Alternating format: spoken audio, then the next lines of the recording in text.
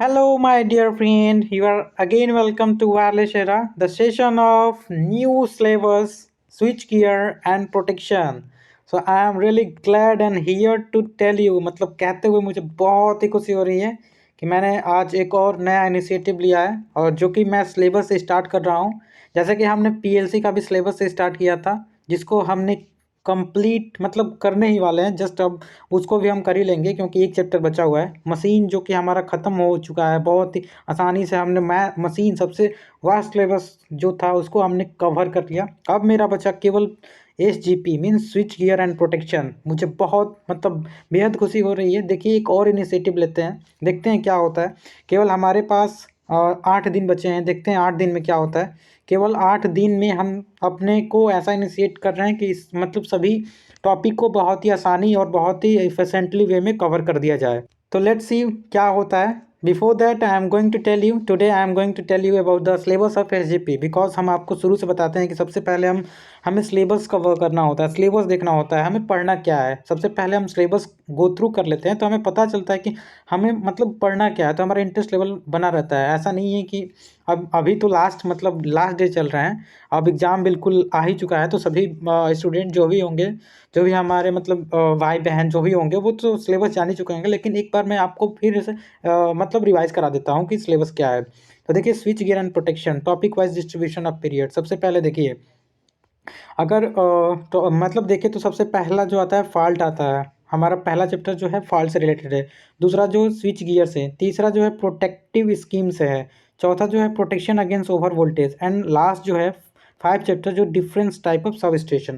देखिए केवल 5 हमारा चैप्टर है, 1 2 3 4 5, केवल 5 चैप्टर को बहुत ही आसानी से हमें समझना है। कोई डिफ़िकल्ट नहीं है, कोई टिपिकल नहीं है। हाँ, लेकिन अगर आप ध्यान से नहीं समझेंगे, वीडियो को ध्यान से नहीं समझेंगे या किताब को अच्छे से नहीं पढ़ेंगे तो ये बहुत ही डिफ़िकल्ट है, समझ में नहीं आएगा। तो चलिए स्टार्ट करते हैं डिटेल कंटेंट डिटेल। ओके, सबसे पहले फॉल्ट। देखिए फॉल्ट में क्या पढ़ना है, सबसे पहले टाइप ऑफ फॉल्ट पढ़ना है। टाइप मतलब फॉल्ट कितने प्रकार के होते हैं। उसके बाद 3 फेज सिमेट्रिकल फॉल्ट पढ़ने वाले हैं, मतलब 3 फेज में सिमेट्रिकल असिमेट्रिकल फॉल्ट आएगा उसको हम देखेंगे, राइट। उसके बाद इफेक्ट ऑफ फॉल्ट ऑन इस सिस्टम रिलायबिलिटी देखेंगे, सिस्टम पे क्या मतलब इफेक्ट पड़ता है, स्टेबिलिटी का, रिलायबिलिटी का। मतलब एब नॉर्मल कंडीशन आता है तो उसका क्या फॉल्ट का क्या कंडीशन होता है। उसका शॉर्ट सर्किट एंड इफेक्ट देखेंगे, शॉर्ट सर्किट होता है तो क्या उसका इफेक्ट होता है। उसके बाद मतलब सिंगल लाइन डायग्राम बना के हम देखेंगे कि शॉर्ट सर्किट का इफेक्ट क्या होता है। तो ये हमारा फर्स्ट चैप्टर में बहुत छोटा सा यही है। उसके बाद सेकंड चैप्टर जो है थोड़ा सा बड़ा है। देखिए सेकंड चैप्टर में हम क्या पढ़ने वाले हैं। सेकेंड चैप्टर जो है स्विच गियर। सबसे पहले purpose of protective gear, characteristic of protection system. तो मतलब हम तो स्विच गियर इसका नाम है तो हम इसके मतलब प्रोटेक्टिव गियर के बारे में पढ़ने वाले हैं, कैरेक्टरिस्टिक पढ़ने वाले हैं। इसका सेकेंड मतलब सब सब इसको सब डिवाइड किया है 2.1 2.2 में हम क्लासिफिकेशन ऑफ फ्यूज पढ़ेंगे, उसमें हाई वोल्टेज फ्यूज पढ़ेंगे। उसके बाद एप्लीकेशन देखेंगे उसका, उसके बाद वर्किंग देखेंगे, उसके बाद ग्राउंडिंग देखेंगे, सॉरी ग्राउंडिंग नो ग्रेडिंग देखेंगे, ग्रेडिंग उसका देखेंगे। उसके बाद लो वोल्ट फ्यूज देखेंगे एंड सिलेक्शन ऑफ फ्यूज। उसके बाद कैरेक्टरिस्टिक फ्यूज का देखेंगे, राइट। तो मतलब सेकेंड जो जो 2.2 है वो फ्यूज से रिलेटेड है, जो राइट। जो 2.3 है वो आइसोलेटर से रिलेटेड है, जिसमें isolator switch and outdoor isolator function and air break circuit breaker, breaking capacity of switch, मतलब ये पढ़ने वाला है। तीसरा जो है स्विच मतलब तीसरा जो है वो किससे रिलेटेड है, वो मतलब स्विच से रिलेटेड है। जो हमारा 2.4 है, 2.4 जो हमारा है सिलेबस में 2.4 जो हमारा है सर्किट ब्रेकर से रिलेटेड है, सर्किट ब्रेकर के बारे में हम पढ़ने वाले हैं। तो बहुत ही डिटेल कंटेंट और बहुत ही आसानी से आपको हम नोट्स के हेल्प से, जैसे हम आपको मशीन पीएलसी बताए हैं वैसे ही हम आपको बताने की कोशिश करेंगे। जो हमारा 2.4 है उसमें हम क्या पढ़ने वाले हैं, रिक्वायरमेंट ऑफ सर्किट ब्रेकर, मतलब सर्किट ब्रेकर का रिक्वायरमेंट क्यों पड़ा, definition in the term of associated with circuit breaker, circuit breaker का डिफिनीशन। फिर आयल सर्किट ब्रेकर देखेंगे, उसके क्लासिफिकेशन, उसके रेटिंग देखेंगे, different type of air circuit breaker देखेंगे। उसके बाद हम SF6 सर्किट ब्रेकर देखेंगे, है ना, वैक्यूम सर्किट ब्रेकर। देखिए SF6 circuit vacuum circuit breaker बहुत ही इंपॉर्टेंट है, हर साल आपके एग्जाम में मतलब पूछा जाता है, एज वेल एज एग्जाम के ही मतलब नज़रिए से नहीं, आपके नॉलेज गेन करने के नज़रिए से भी बहुत ही इंपॉर्टेंट है ये सब circuit breaker and vacuum circuit breaker. उसके बाद 2.5 में रिले पढ़ेंगे, requirement of relay, operation principle पढ़ेंगे। उसके बाद उसमें over current relay, directional over current relay, differential relay, percentage differential relay, working, application and characteristic देखेंगे। एंड देन स्टैटिक रिले देखेंगे। तो रिले में केवल 4-5 रिले है, वो उसको भी हम देख लेंगे बहुत आसानी से। उसके बाद जो थर्ड चैप्टर आता है, थर्ड चैप्टर हमारा प्रोटेक्टिव सिस्टम है, जिसमें हम प्रोटेक्शन ऑफ अल्टरनेटर देखेंगे कि अल्टरनेटर को हम कैसे प्रोटेक्ट करते हैं, क्या मतलब कौन सी रिले का यूज करते हैं। उसके बाद मैकेनिकल कंडीशन देखेंगे, एक्सटर्नल इंटरनल फॉल्ट देखेंगे, इफेक्ट ऑफ प्रोटेक्शन यूज, मतलब क्या इफेक्ट पड़ता है उसको हम देखेंगे। फिर इसमें भी सब डिवाइड किया है। तो 3.2 में हम प्रोटेक्शन ऑफ पावर ट्रांसफार्मर देखेंगे, ट्रांसफार्मर को कैसे प्रोटेक्ट करते हैं बाय यूजिंग बुकोज रिले। फिर से बुकोज रिले का यूज करके differential protection and winding temperature protection, इसका यूज करके हम कैसे पावर ट्रांसफार्मर को हम क्या करते हैं, पावर ट्रांसफार्मर को कैसे हम प्रोटेक्ट करते हैं। उसके बाद मोटर प्रोटेक्शन आएगा 3.4 में। मोटर प्रोटेक्शन में देखेंगे प्रोटेक्शन थर्मल थर्मल रिले का यूज करके प्रोटेक्शन ऑफ स्मॉल मोटर, कैसे स्मॉल मोटर को हम प्रोटेक्ट करते हैं। And then under voltage protection, मतलब वोल्टेज अगर कम आ रहा है तो उसको कैसे प्रोटेक्ट करेंगे।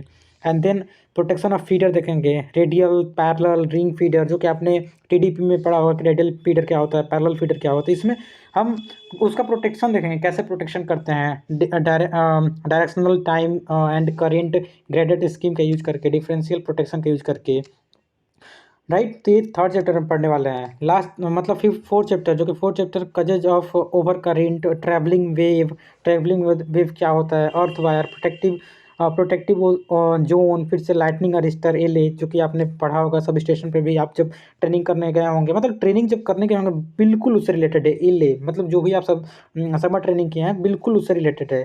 जिसमें आपने एले को देखा होगा, सर्ज एब्जॉर्बर, फिर से आप लाइटनिंग अरिस्टर में थायराइड और लाइटनिंग अरिस्टर, मतलब लाइटनिंग अरिस्टर और सर्ज एब्जॉर्बर के बारे में इसमें पढ़ने वाले हैं, जो प्रोटेक्शन अगेंस्ट ओवर वोल्टेज है। ओवर वोल्टेज को कैसे हम प्रोटेक्ट करते हैं, जैसे हम जानते हैं कि इलेक्ट्रिसिटी जो बादल से आती है, जो लाइटनिंग होता है बहुत ज़्यादा ओवर वोल्ट होता है। तो यहाँ पे तो हम समझाएंगे नहीं, यहाँ पे केवल आपको चैप्टर हम बता रहे हैं। जो हमारा लास्ट चैप्टर जो है ये जो है 5.1, ये जो different type of sub station, जैसे लेआउट, सिंगल लाइन डायग्राम देखेंगे बस बार का।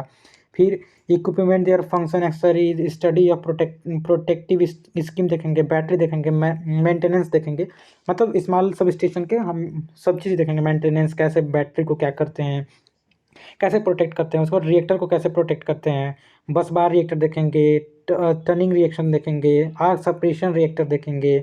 फिर से connection of reactor in a power station, मतलब पावर स्टेशन में रिएक्टर को कैसे हम कनेक्ट करते हैं, यूज ऑफ रिएक्टर देखेंगे। उसके बाद 5.3 में न्यूट्रल ग्राउंडिंग देखेंगे, न्यूट्रल ग्राउंडिंग में सॉलिड ग्राउंडिंग क्या होता है, रिएक्टेंस ग्राउंडिंग क्या होता है, आर्क सेपरेशन कॉइल क्या होता है, जिसे पीटरसन कॉइल के नाम से जानते हैं, जो कि आपको हम बहुत ही अच्छे से बताने वाले हैं। तो प्लीज़ इस सेशन को जितना हो सके उतना शेयर कीजिए, जितना शेयर करेंगे उतने बच्चे बहुत जल्दी अपने मतलब सिलेबस को कवर कर लेंगे और बहुत आसानी से देख लेंगे। न्यूट्रल ग्राउंडिंग में हम इतना पढ़ेंगे। उसके बाद लास्ट जो 5.4 है, इसमें हम GIS सब स्टेशन, मतलब गैस इंसुलेटेड सब स्टेशन पढ़ने वाले हैं।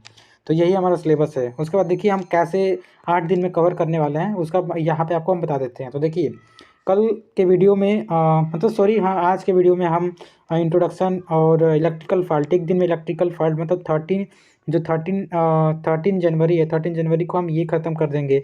जो हमारा पहला दूसरा है इलेक्ट्रिकल फॉल्ट और introduction off switch gear, fuse और सर्किट ब्रेकर में भी एक दिन में ख़त्म हो जाएगा। यस, 14 जनवरी को ये हमारा ख़त्म हो जाएगा, 14 जनवरी को।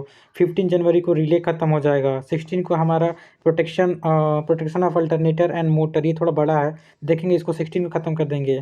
फिर से प्रोटेक्शन ऑफ बस बार एंड लाइन, इसको 17 को हम ख़त्म कर देंगे। जो प्रोटेक्शन अगेंस्ट ओवर वोल्टेज है, इसको हम 18 को ख़त्म कर देंगे। सब स्टेशन न्यूट्रल को हम 19 को ख़त्म कर देंगे। मतलब आपको ख़त्म करने का क्या मतलब, बिल्कुल अच्छे से आपको डिपिक करके नोट्स प्रोवाइड करके हम ख़त्म कर देंगे। और ये 20 या 21 20 तक हम 20 लास्टली हार्डली 22 जनवरी तक हम बिल्कुल आपको एक एक टॉपिक को बहुत अच्छे से डिपिक करके आपको हम कवर कर देंगे। ये मेरा इनिशिएटिव है, देखिए होता क्या है, आई विल एबल टू, मतलब क्या मैं सक्षम हो पाता हूँ या नहीं, देखते हैं। लेकिन अभी तक जो भी हमने इनिशिएटिव लिया है, जैसे कि हमने इनिशिएटिव मशीन का लिया था, मशीन के हर एक टॉपिक आप जाके देख सकते हैं प्लेलिस्ट में, हर एक टॉपिक बिल्कुल एकदम सीक्वेंस में पढ़ा हुआ है आपके हमारे प्लेलिस्ट में। एज वेल एज PLC का लास्ट चैप्टर केवल चल रहा है, लास्ट चैप्टर असेंबली लैंग्वेज चलने वाला है। तो आप देख सकते हैं मशीन खत्म हो गया, PLC खत्म हो गया, तो आई थिंक HGP भी कोई बड़ी बात नहीं है, HGP भी खत्म हो जाएगा। लेकिन ये है कि एग्ज़ाम है और टाइम बहुत कम है, तो ये एक हमारे लिए चैलेंज है। और देखते हैं क्या हम चैलेंज जो एक्सेप्ट कर रहे हैं क्या हम चैलेंज को एक्सेप्ट क्या हम चैलेंज को एक्सेप्ट कर पाते हैं या नहीं। तो लेट्स सी क्या होता है। तो please again once again I am saying, अगर आपको वीडियो अच्छा लगा, अगर लगता है कि हमारे वीडियो से आपके कुछ नॉलेज गेन होता है, तो प्लीज़ जितना हो सके चैनल के वीडियो को जितना हो सके जितना जल्दी शेयर कर सकते हैं करिए। Thank you.